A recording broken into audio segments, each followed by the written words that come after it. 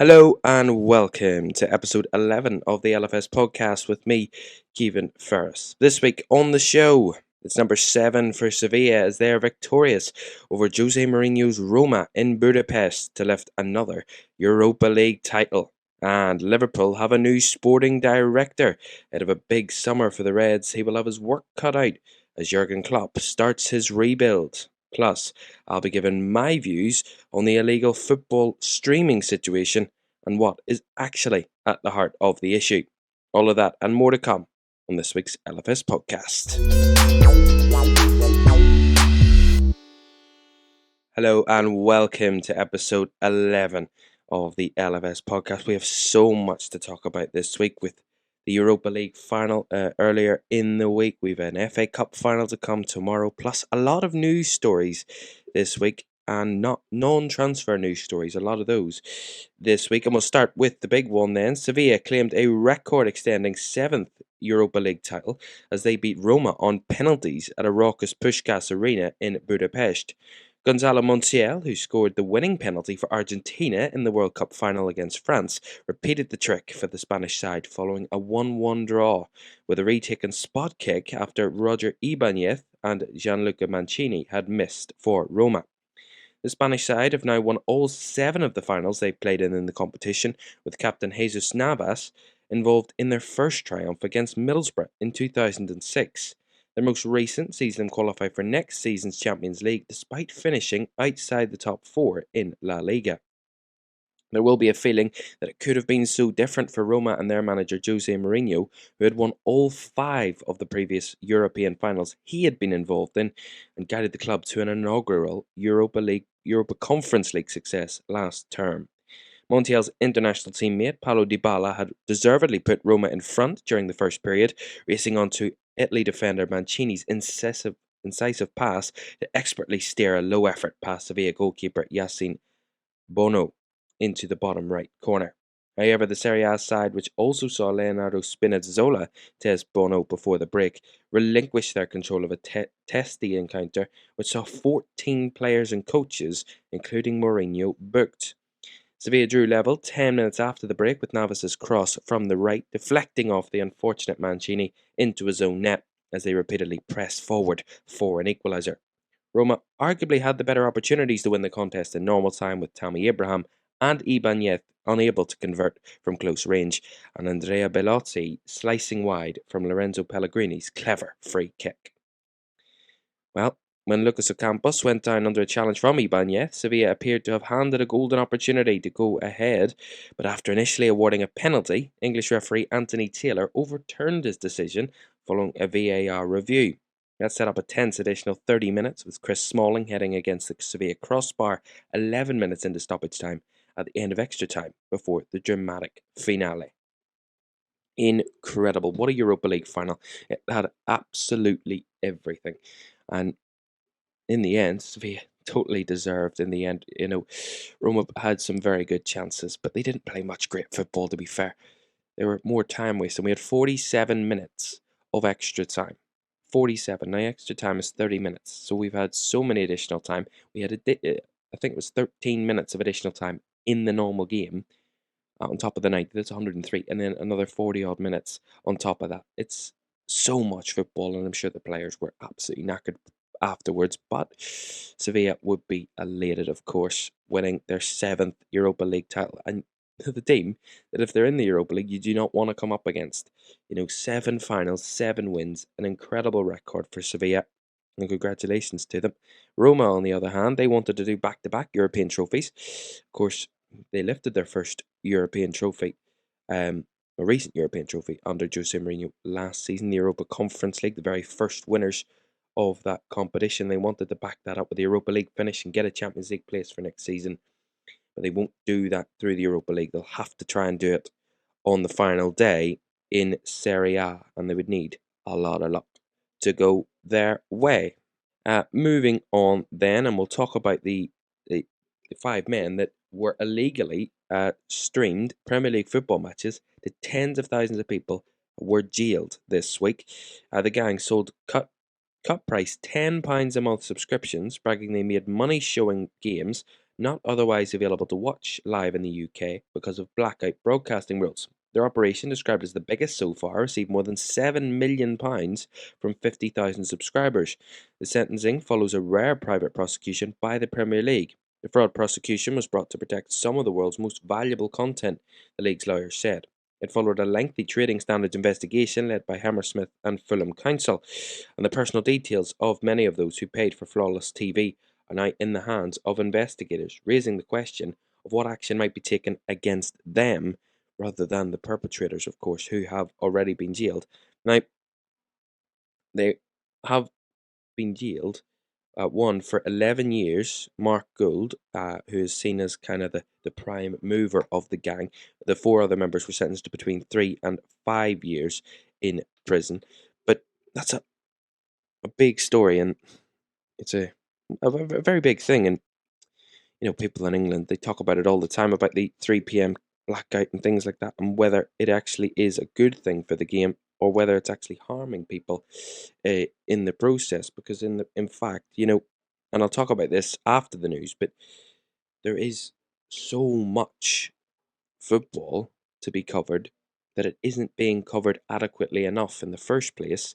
And when people aren't getting their team's games every single week, which they seem, they're paying quite a lot of money for. The question is, they're going to go and do it illegally, and I think the Premier League need to review that. But anyway, we'll get to that after the news. To the next story, and in refereeing news, Premier League referee Andre Mariner has retired at the age of 52 after a 23-year career. He officiated 391 top-flight games, took charge of the 2013 FA Cup final, and was a FIFA referee for 8 years. Mariner said, "To officiate internationally on domestic finals and in the best league in the world, I feel very honoured." Well, his final game was Arsenal's 5-0 home win over Wolves on Sunday. He said, "I'll miss the moments out on the pitch, but I've got so many great memories to look back on. I've loved almost every minute of it." Well, the Birmingham-born official is the second long-serving referee to retire this season, following Lee Mason, who quit in February after 15 years in the Premier League. But he was a scapegoat to bad decisions, to be fair. It wasn't really his decision. He was kind of forced out the door, more or less.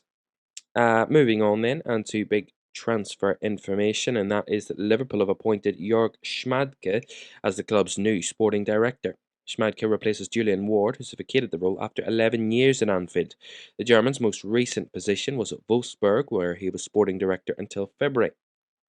Liverpool, in a statement, said Jorg will bring a wealth of knowledge and experience into the role, in which such qualities can only be beneficial both to him and us. Jorg will work with our football operations department as it continues to provide support for manager Jurgen Klopp, in keeping with our ongoing endeavour to keep growing and developing the club in all areas. At the same time as we welcome Jorg, we must also bid a fond farewell to Julian Ward, who has served us with unstinting diligence, fortitude and energy in a number of roles, the most recent one being sporting director. Well, Schmadtke, a goalkeeper in his playing days, spent 4.5 years at Wolfsburg, during which time the club qualified for the Champions League after finishing fourth in the Bundesliga at the end of the 2020-21 season. Well, Liverpool have suffered a largely disappointing season, finishing fifth and outside the Champions League qualification spots in the Premier League for the first time since Jurgen Klopp's second season in charge. In the Champions League, they were knocked out by Real Madrid in the last 16, and they suffered fourth round exits in the FA Cup and League Cup. Klopp admits Liverpool have struggled at times this season, but is confident the club will challenge for trophies again next season. Well, the club is expected to be busy in the transfer window in the summer, following the exits of midfielders James Milner, Naby Keita, Alex Oxlade-Chamberlain, and the number 9, Roberto Firmino.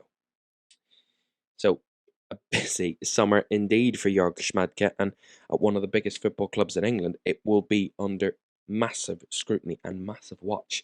Already, there's been big updates this week, as you've probably seen, about Alexis McAllister and his move to Liverpool. Of course, he put something on Instagram in the last day or two about his a statement he put out about Brighton and how he spent his time there. So he's basically a goodbye message to Brighton fans. So it's basically just waiting for the formalities now to say that he will be a player for another football club, which looks very, very likely to be Liverpool. So Liverpool could have the first signing in before the end of the official season. Moving on then to manager leaving his role, and manager Sam Allardyce has left Leeds United after his 4-game tenure ended in relegation from the Premier League. The 68-year-old lost 3 and drew 1 of his matches in charge, having succeeded Javi Gracia on the 3rd of May. Leeds will return to the Championship after a 3-season stay in the top flight. Allardyce said it has been an honour to manage Leeds, a great club with an incredible fan base who deserve to be in the Premier League. At this stage in my career, I'm not sure taking on this challenge, which is potentially a long-term project, is something I could commit to, but I wish the club every success for the future and hope the club returns to the Premier League where they belong. Leeds Chief Executive Angus Kinnear said, "We thank Sam for being brave enough to step in and do all he could to save us." Well, to be honest, that's a bit, hollow, because you put them in 4 games before the end of the season, a difficult run of games. You give them absolutely no chance to save Leeds. So, absolutely shambles from Leeds, but we'll not go there. But Sam Allardyce has left Leeds after 4 games in charge. Right, to our final news story of the week, and another refereeing story, and this time the PGMOL has said it is appalled by the unjustified and abhorrent abuse directed at Anthony Taylor in Budapest airport following Wednesday's Europa League final. The Englishman had officiated the game where Sevilla beat Roma on penalties after a 1-1 draw. Taylor and his family were then shouted at by angry fans at the airport. Budapest airport officials said an Italian citizen involved in the incident had been charged with affray. In the video, which has been shared on social media, Taylor and his family are accosted by fans as they are escorted through the airport. Scuffles then break out as they disappear through a secure door and a chair is thrown. Well, following the game, Roma manager Jose Mourinho was seen in a car park confronting Taylor with a foul-mouthed rant. A Budapest airport statement said fans of the losing Roma team recognised the referee in the food court of the airport where he was waiting for his flight to depart. Thanks to the airport's operators' close cooperation with the police and the increased police presence at the airport during the arrival and departure of the fans, the authorities intervened immediately and the referee was escorted to a lounge and boarded his flight safely, accompanied by police officers. While PGMOL said in a statement, "We are aware of videos circulating on social media showing Anthony Taylor and his family being harassed and abused at Budapest airport. We are appalled at the unjustified and abhorrent abuse directed at Anthony and his family as he tries to make his way home from refereeing the UEFA Europa League final. We will continue to provide our full support to Anthony and his family." The Premier League also released a statement saying they were shocked and appalled by the unacceptable abuse. Well, I have to say, I really don't get it. I really don't get the disappointment from Roma fans. I think Anthony Taylor had a very good game. Yes, he gave a penalty, which wasn't a penalty in the end, but he went over the screen and reviewed it, and that's what VAR is for. He corrected his decision. But overall, I think he had a very tough game to referee. It was an awful game to referee, considering he had to book players and coaches 14 times in a game, the most in a Europa League final ever. That's not an easy thing to referee, so you're always going to have people that don't enjoy that and people that don't like the refereeing performance. But overall, from a neutral point of view, I think the referee officiated the game very fairly. I think all the officials were very fair on the night, and I didn't see a real issue with it. I really didn't understand the frustration of Jose Mourinho, but also of the Roma fans themselves, because it makes very little sense to me why they were so angry as they were. But, that's football fans for you. Can be very, very emotionally involved. Right then, that is this week's news. I'll be back in just a moment where I'll be talking through the illegal streaming situation and those 5 men that have been jailed this week after that situation. Plus, I will get right to the heart of the issue as to why this is actually happening. Join us for that in a moment or two.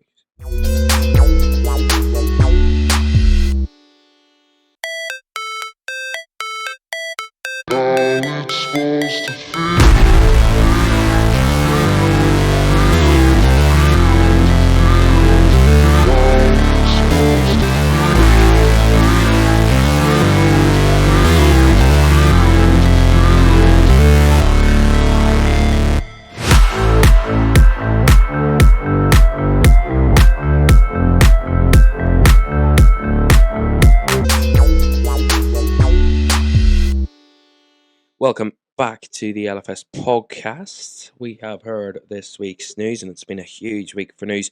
And one of the biggest news stories coming out this week, I'm gonna have a big chat about now over the next 5-10 minutes, is the illegal streaming situation. Now, 5 men, as I mentioned earlier, were who illegally streamed Premier League football matches to tens of thousands of people have been jailed for a combined uh, sentence of around 30 years. The main ringleader, Mark Gould, has been sentenced to 11 years in prison, with the other four members being sentenced to between 3 and more than 5 years in prison. Now, let's be honest. Let's have a look at this. The main crux of this issue, why are they illegally streaming football matches? That's the big question that I want to ask. They're not going to do this just because they want to do it. They're getting money out of it. Yes, that's a fantastic thing. Well, for them, it's not a great thing to do that illegally. But anyway, the money side of it is one reason to do it. But the other reason is that only half of the Premier League games in a normal match week, around about 4 or 5 games every weekend, are put on live television. 5 games at the very most. A Friday night game or a Monday night game, a 12:30 game on a Saturday, a 5:30 game on a Saturday, and 2 Sunday matches. That's a possible most of 6, but usually it's a Friday or a Monday, so never 2. So there you go. That's usually a total of 5 every weekend. You add that up all the way throughout the season. 5 by 38. That's 190 games. You're missing out half of the matches in the UK that literally are not even miles away from you. You're not allowed to see them on TV. Now, as typical with the Premier League, quite a few of their matches are 3 o'clock Saturday matches. Now, the FA's rules in the UK forbid any 3 o'clock kickoff on a Saturday being shown on live television. They can't show them live. That is called the 3 p.m. blackout. Now, that was introduced a good few decades ago to really protect the pyramid of English football. Basically, they were saying if they were going to show 3 o'clock games on the TV during the day, people wouldn't go to lower league games, they would lose attendance, and it would really affect the lower echelons of the football league and the football pyramid. However, evidence has shown that that's not the case. That is quite an outdated opinion, and that actually isn't the case. Now, if you bring into consideration, maybe that in itself seems about minor inconvenience, okay?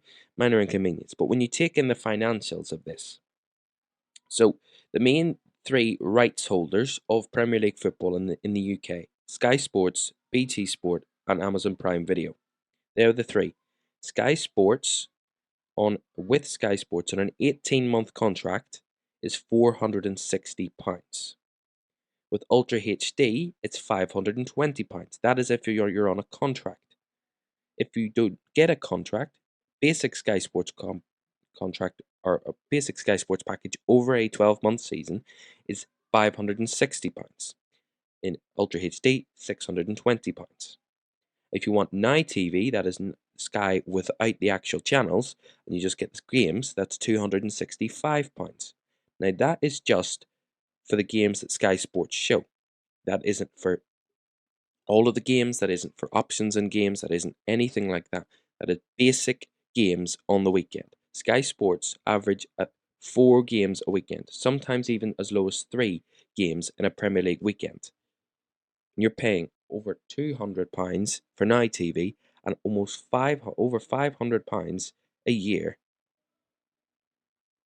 £500 in a 10-month season to get an average of 160 games a season in a 380 game season. Now that is just Sky Sports. You add on top of that BT Sport. Now BT have the rights to 52 Premier League games every season. Now, a standard BT Sport package costs £18 a month on a 24-month contract, plus £40 for additional activation costs. Now, if you look at this on a 24-month contract in a 10-month season, you will pay BT Sport £220. £220. Now that is they only get 52 games a season. One game every weekend and a 10-game week every now and again, once or twice a season. The total BT Sport Pass over a 10-month season to get 52 Premier League games is almost £300. £299.90. That is at $29.99 a month. You get the BT Sport app and things like that. But that is the basic price. Now, on top of that, you do get Champions League football and all that type of thing. But if you take it down as Premier League, you can't opt out of certain things. You have to pay the $29.99 a month. So if you don't want Champions League football and all the extras, you still have to pay £30 if you're only going to watch Premier League games. So there's no option to opt out of other competitions or anything like that. £30 a month for 10 months a season. That is £299.90 a month, or in a 10-month season, that is. So you add that £300 to say the highest price of the Sky Sports, that's £620. That is £920 that you're paying. That's without Amazon Prime. Amazon Prime then is $8.99 a month. So $8.99 a month over a 10-month season. Now they only get 20 matches a season. So say you only get 2 months because they have 2 set match days where they have all the matches. They have one set of midweek fixtures in October and one on Boxing Day.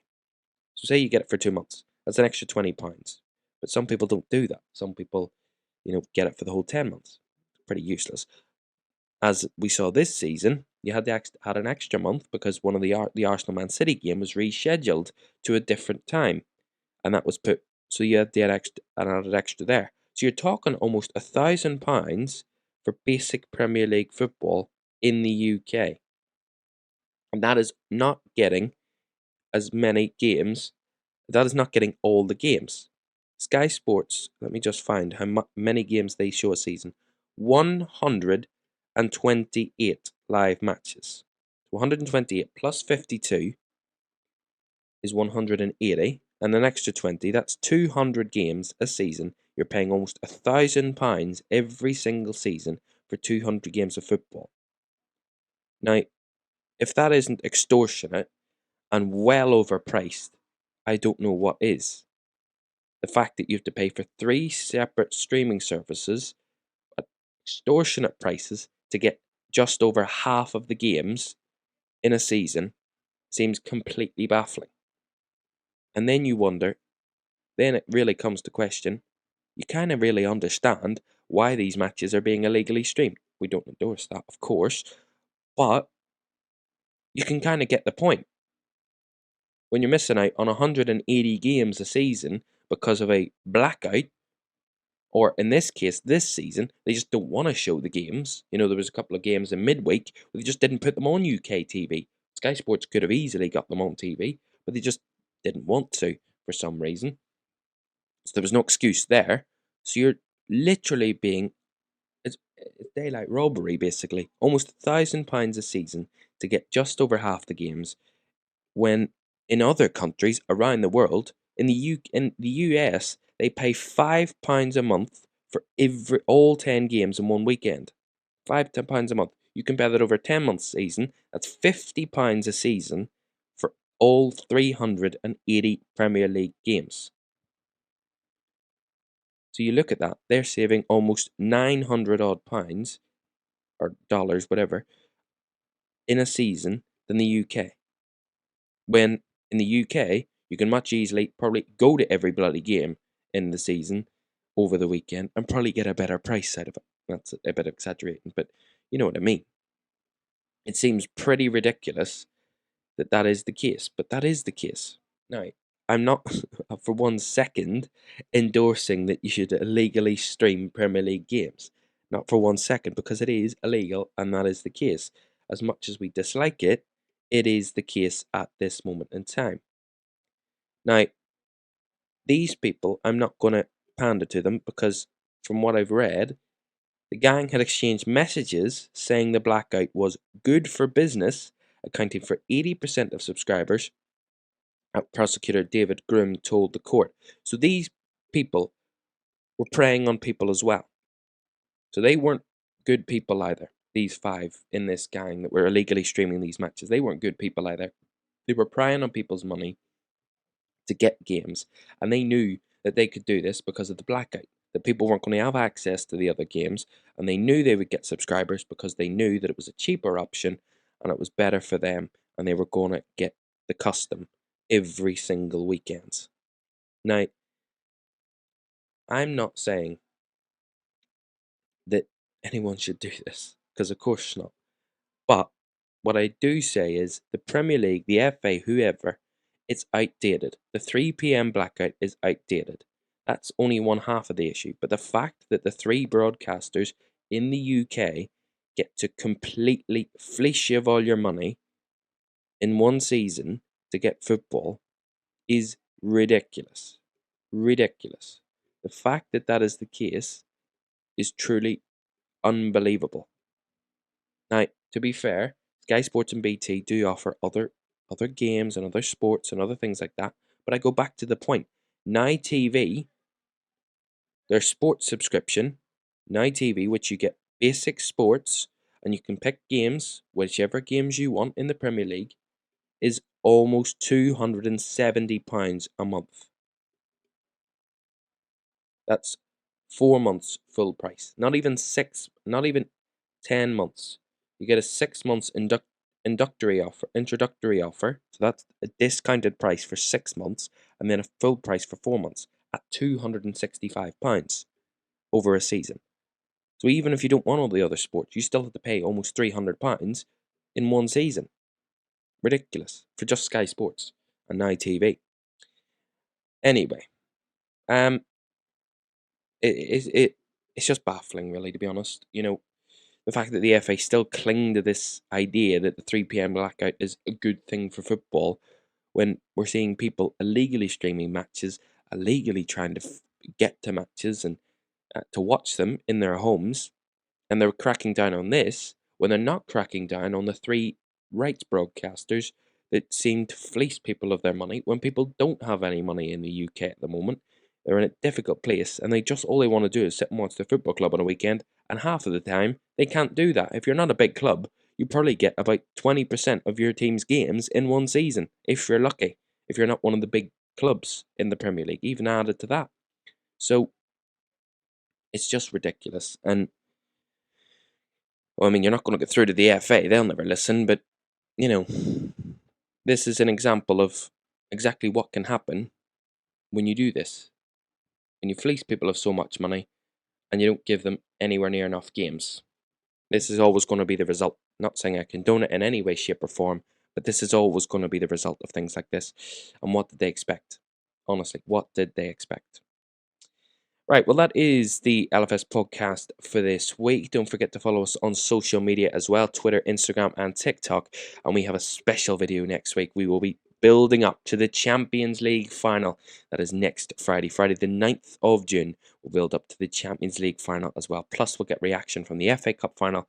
And also, we will get information from the Europa Conference League final. Could West Ham win a European trophy? We'll find all about next week on the LFS podcast. But for this week, thank you very much indeed for watching and have a great weekend. And we will see you next week on the LFS podcast.